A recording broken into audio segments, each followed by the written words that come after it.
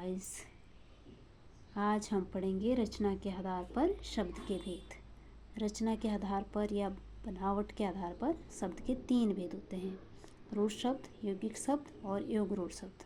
पहले हमने पढ़ा व्युत्पत्ति के आधार पर, ठीक है, या इतिहास के आधार पर शब्द के 4 भेद पढ़े, वो थे तत्सम, तद्भव, देशज और विदेशज।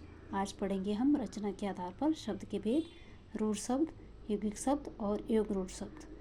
रूढ़ शब्द कौन होते हैं? रूढ़ शब्द को हम मूल शब्द भी कहते हैं। वे शब्द जिनकी और अधिक सार्थक खंड ना हो सके, अर्थात खंडित करने पर जिन शब्दों का कोई अर्थ नहीं निकले और जो अन्य शब्दों के मेल से ना बने हो।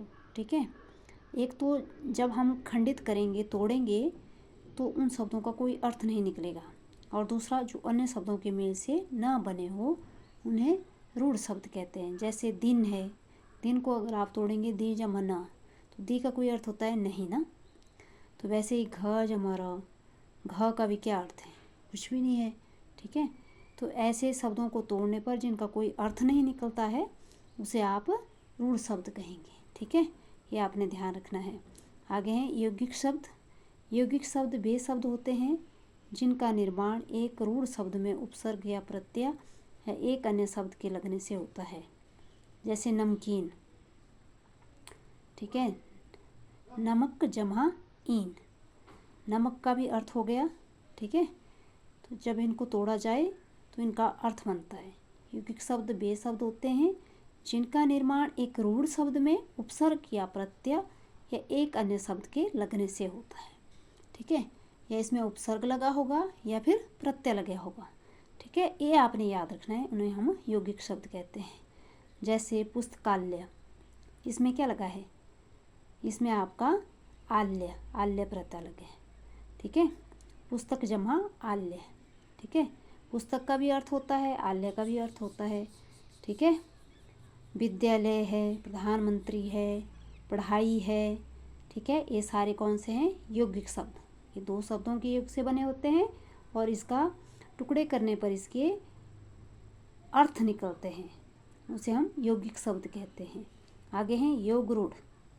योग रूढ़ शब्द, ठीक है, वे यौगिक शब्द जो किसी अन्य विशेष अर्थ में रूढ़ हो गए हो, उन्हें योग रूढ़ शब्द कहा जाता है।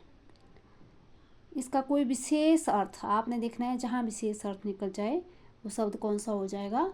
योग रूढ़ हो जाएगा। जैसे पंकज है, यह शब्द पंक व ज 2 शब्दों से मिलकर बना है। ठीक है, 2 शब्दों से मिलकर के बना तो यौगिक शब्द भी है, लेकिन एक विशेष अर्थ को प्रकट कर रहा है। कमल, पंकज इसको बोलते हैं हम कमल को।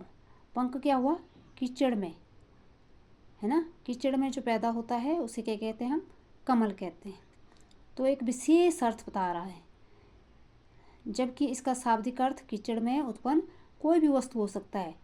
अतः कमल के विशेष अर्थ में रूढ़ हो जाने के कारण यह योग रूढ़ शब्द ही है। ठीक है, इस प्रकार से आप पीताम्बर ले सकते हैं।